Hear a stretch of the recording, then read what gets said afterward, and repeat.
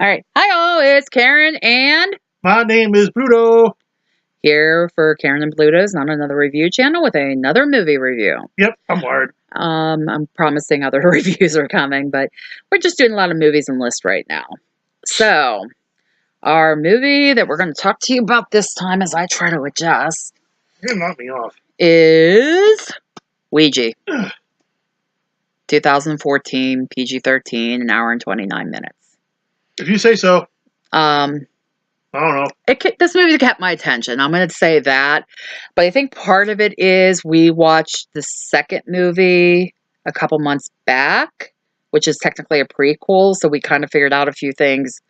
While watching this, I was kind of joking. Did we technically watch them in order or not? But I don't remember. going to try to find the second one again and maybe review that as well. I don't know if I remember enough of it to do a review without watching it again. I don't. Even though it's a movie I don't really care to see again, but to do a review. I think I'll be busy that day when you review. Yeah. So we start at the beginning. There's two young girls playing with the Ouija board. It turns out they are these two friends, Debbie and Lane. Lane. I think it's short for maybe like Elaine or something, but they call her Lane through the whole movie. Whatever. So it cuts away to Debbie alone, hold on, I'm trying to read my notes. Debbie older, she's sitting in the house, she tells the board goodbye and throws it into the fire, trying to burn it. Lane calls and saying like, hey, you going to the basketball game? You know, you've been shutting yourself in recently. And Debbie's like, no, I kind of just want to stay home. And Lane's like, fine, I'll come in and hang out with you. And Debbie's like, no, I'll come out and talk to you. And Debbie's being real weird and everything. Were you going to groom yourself? Yeah, I don't know if I have much to participate in this one. Okay. I'll try. So Debbie's like, no, I promise we'll get together tomorrow. Just go ahead and go. My parents are going to be home soon. So Lane leaves. She was playing with the board alone, which is one of the rules. You don't play with the board alone. Meanwhile, I did when I was younger. But anyways. That was the Milton Bradley one. Yeah. This is a real Yeah, this one in here is a real board. Yeah, I was real bored watching this. Debbie's sitting alone, eating her dinner. The back door opens. Brum. The gas burner turns on by itself. She goes upstairs, and the board and the planchette are back on her bed. What? Yeah. So, supposedly, if you pick up the planchette and look through it, you can see spirits. So I never heard of that. Oh, I heard of that years ago. That kind of thing. You know, goofy stuff evil. You do as a teenager, You're you know. Evil. No, I'm the queen bitch. Because somebody's got to wear the crown. Sorry, that's what I've been saying at work all week. Come on. So Debbie picks up the planchette, looks through. All of a sudden, her one eye turns white. She goes and grabs a string of lights she has hanging around her room and goes and hangs herself. So I have to say one thing. Those are pretty damn strong lights that she How'd she put the lights up there? Don't you have to set it up? Yeah, I don't know. So she did it pretty quick. Yeah, it was fairly quick doing this. So it goes to the next day. Lane, a friend of theirs, Isabel, who's a waitress at this restaurant, and then Trevor, who I think is Lane's boyfriend. They're all kind of sitting there, and everyone's like, oh, where's Debbie? And she's like, I don't know. She was supposed to show up, and it's like 10 o'clock in the morning. So I'm thinking it was a weekend. I'm thinking it was like a Friday night, and then it's Saturday morning. Well, Lane gets a text message from her dad to come home immediately. And she's like, oh, I got to go. Sarah, who's her younger sister, probably did something. Sarah's a little rebellious. She's annoying. Yeah. Like Courtney. So she gets home, and she's like, what's going on? Because Dad's sitting there. Her grandmother, she calls her something. Nanu. I'm thinking it's like an Italian term. I'm not 100% sure.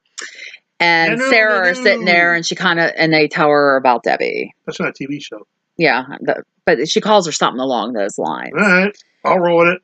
So next scene, there's a wake, or I guess it's the after thing at Debbie's house. You know, everybody's coming in and out, kind of talking and everything. Well, Lane goes up to Debbie's room, is kind of looking around. Well, Debbie's mom comes in and is talking to her and just saying about how much Debbie loved her. And then she gave her a box of items that she collected, which was fairly quick because this is probably just like Sunday or Monday or something. She collected a box of items that she gives to Lane to take with her that were Debbie's. And Lane's going to watch the house for Debbie's family while they're gone because they just feel they can't stay there right now. Yeah, so just let her friends stay there. We don't care about Well, no, her. she wasn't staying there. She was just going by to check the house. Well, I want to go in there. So we go back. Lane's at home. Her dad is leaving to go out of town. So Lane's like, yeah, don't worry. I'll take care of Sarah and we can call grandma if we need anything. So Lane and Trevor go and check Debbie's house before they go to school. She hears Debbie is in the house, hears a noise, goes upstairs to investigate, and she finds the board. And then she kind of starts questioning, like, can we talk to her? Can we do this? I want to know what happened, why she did this. So then we get to the school again. No, because school wasn't really showing yet, but they get to school. I remember. Lane remember more than I am. Sees Debbie's boyfriend, Pete, and kind of starts talking to him. I thought you were going to say she sees her pee. No. Sees Debbie's boyfriend, Pete. And they go and start talking, and like she was like, "How is Debbie acting these last?" And and Pete was saying, "Yeah, she was acting really weird, really distant, didn't want to, just acting very strange." So somehow in the middle of all this, Lane discusses using the board to contact Debbie to try to get some closure on what's going on. Everybody kind of agrees to do it just for Lane's sake. We'll do it if it doesn't work. She agrees if we do it and it doesn't work, I'll drop it. So it ends up, they go to Debbie's house, their house sitting. Why does it matter? And Lane actually drags her sister Sarah with her because Sarah's apparently hanging out with a guy that's older than her. And Lane. They never show him. No, they just show his car twice. And maybe he was a young. So it ends up being Lane, Sarah, Pete, Trevor, and Isabel. So they go and sit in the the dining room. I'm sorry. The room with the chair and table. Yeah, that room. And they hear a noise upstairs, but I don't remember if that was anything. Lane kind of goes over all the rules with it, which I didn't know there were so many, but I didn't even write them down. Nah, it's not important. So circle the board 5 times. You circle the board for the number of times there's people participating. You don't do it live. I can't remember. I guess you would be included. Okay. So they're trying. Debbie's going on, or not Debbie. Lane's going on about, because they contact the spirit or whatever, and it says it's Debbie. Well, it goes to the letter D and doesn't go any further. It just stops. I thought it said DZ or something. That's later. Oh, sorry. Oh, spoilers, by the way. And Lane kind of goes on, but she's like, well, we just never got a chance to say goodbye, and that's what we wanted to do. Well, the planchette moves to goodbye, and the lights go out. Yeah. So everybody's trying to figure out what's going on. Lane and Trevor go exploring through the house because they hear noises. The others are discussing who was moving the planchette. I hate that. Because they're all like, you're moving it. No, you're moving it. No, you're moving it. Shut up! So Pete eventually goes out in the hallway because he notices Chandelier. Chandelier is moving. Maybe that's a person's name. Yeah, Chandler is. But Chandelier. The chandelier is moving, and he starts moving towards this mirror. It's in the hall, and he sees an image in it, and all of a sudden he's pushed, and his hand goes into the mirror and breaks it. So the ghost pushed his hand. Yeah. But not him. And he said he felt like he was being pushed. I'd have smashed his head. So basically at that point, they're like, okay, we're leaving. So it cuts to Lane's house, and she took the board home with her. I don't remember if she uses it alone or not. Maybe she did because she was bored. Or whatnot. Well, I have something else written here. The first contact they made with the ghost put, hi, friend. Yep. The only reason I'm mentioning is because this comes into play later. So the next day, Hi, friend. Lane's grandmother is there kind of cleaning up things. She finds the board, basically tells Lane, you need to get rid of it. You don't mess with this stuff. Get it out of there. And Lane says, okay, I'll get to it. I'll get rid of it. Yeah. Well, then the other people that participated start finding hi friend written in different places they're at. Trevor sees it while he's riding his bike in some random tunnel. Why was she there? I don't know. So stupid. I want to call her Izzy. Isabel finds Izzy's good. it written on her window, like if you fog up the window, and then she sees a hand there, which scares the crap out of her. You were scared during this movie. Yeah, I jumped a couple times because I it was funny. I flippin' hate jump scares. Yeah, and it drives me nuts. Into it. But and then don't encourage them. Pete finds hi friend scratched into his desk at home, and I think Lane finds it somewhere, but I can't remember where. How do you know all their names, but you screw up the summer party? I don't know. Uh, So I think Sarah's the only one that doesn't show up to, or they don't show it. So they decide to go back to the board at Debbie's. They're saying about show us a sign, it's you. And the one chair backs away from the table. I think that's not a sign. I think something else happens. I don't remember. Doesn't the chair move? Oh yeah, chair moves and planchette moves on its own off the board. And then here they do find out it's not Debbie they're talking to. It's somebody with the initials of DZ. So whoever they're talking to tells them to run because Mother's coming. Sounds like Norman Bates. So Lane picks up the planchette and looks through it. She looks down here first, sees a girl with her mouth sewn shut. And then she pulls it over this way, and there's this mother spirit coming at her. So they drop everything and run out of the house. FYI, the lights are still out at the house. So it kind of goes to the next day, and basically, like, none of them are talking to each other because of what happened the night before. Oh, yeah, they're at school. Yeah, they're at school. They're kind of they're avoiding Lane. I don't know if they're talking to the other ones are talking to each other, but basically, like, everybody's like kind of glaring at her and walking away. They're not talking or anything.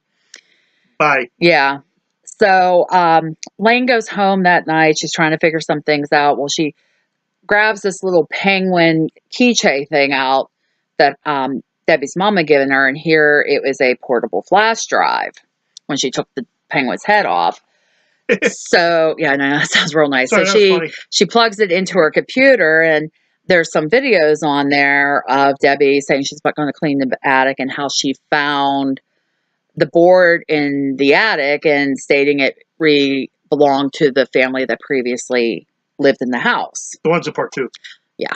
I guess. And then she recorded herself using the board alone. Why didn't they just show it to the cops? And I think Sarah came in at that point too and was like, is she using the board alone? What is she, like that. So. They show it to the cops? I don't think they did. Well, I mean, why didn't they? I don't know. Okay, sorry. So we go to Isabel at home. She's flossing her teeth. They're very focused on dental care in this movie. Yeah, it's a good thing they didn't have barbed wire. Yeah. So she's flossing her teeth. All of a sudden, her mouth gets sewn shut. She can't get the floss out. Her eyes turn white. The bathtub is overflowing. She is raised off the floor, smacks her head off the sink, and apparently dies.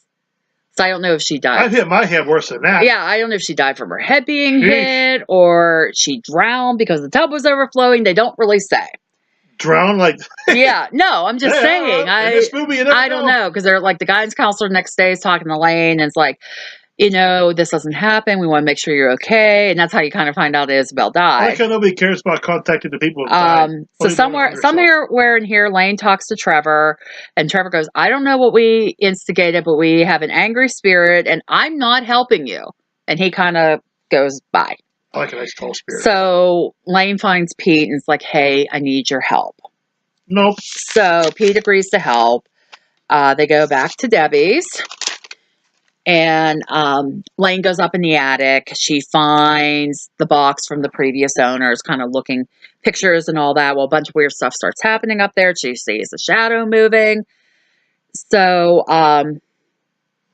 they figure out, DZ is this Doris. I can't remember the last name. She was missing and never found. They found this article about her sister, which I forgot to look her name up beforehand, who killed her mother and was in the psychiatric hospital. So Lane decides to go to the psychiatric hospital to talk to this woman who was the sister of Doris. And she talks to her regarding her sister, and she's saying, yeah, Doris is her sister. There's spirits in the house. You used the board. You provided a gateway. She says about Doris's mouth being sewn shut by their mother because she was being a vessel for spirits, demons, whatever. I can't read my handwriting. Ghosty. And then she says, well, Doris never left the house. So she basically explains that in order to get rid of mother, that they need to go into the secret room in the basement. Oh, a secret room. Cut Doris's mouth from being sewn with her body, and hopefully Doris can take care of mother. So eventually, Lane, Sarah, Trevor, and Pete all go to the house. They find the secret room. Everybody kind of gets separated a little bit, but Lane gets there, cuts the stitches from Doris's body, and she screams, and mother goes away. Okay. I'm going to cut trying to remember. Cut that short. All right. So Pete goes home, and he sees an image of Debbie standing there. And he's like, oh my God, Debbie. All of a sudden, it turns into Doris, screams at him, sews his mouth shut, white eyes, and apparently Pete died. I don't know how. They just come up the next day that Pete's dead. I'm totally lost. I saw the movie, but I'm lost. I don't know. Lane and Trevor are talking, and she's like, I got to go back and get answers. So she goes back to the psychiatric hospital, sanitarium, whatever it was called in the movie, and talks to Doris' sister. And I apologize, I don't remember her name. Lynn Shay. Well, that was the actress. I don't remember the character name. And basically finds out this woman lied to Lane. Because Lane figures out that it was actually Doris that's causing all this, and mother was trying to stop them. Mother! So they go, her sister starts yelling, I told her I would help her, set her free, she's going to come for me. Like, she starts going on and on. These orderlies come and kind of get her settled down, and Lane leaves the hospital. So Lane goes and talks to her grandmother, like, okay, what can I do? What can be done? And somehow the grandmother knows that they must sever the connection, so they have to burn the body and the board. Yeah, sure, she knows all that. Yeah, so, old grandma knows everything. So Trevor, I guess, agrees to help him with this. So he gets to the house, and he sees Sarah. So he follows her. It turns out it was Doris. She throws him into the pool. He gets caught in the liner and basically drowns. Lane and Sarah show up. They see an image of Trevor in the house. He's dripping wet. He turns around, his mouth sewn, and then he disappears.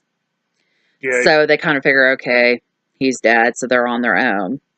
So Sarah and Laney I want to call her Laney. Lane go down to the basement. I think Sarah's trying to stand guard while Lane goes in to grab Doris's body. Something like that. Oh, no.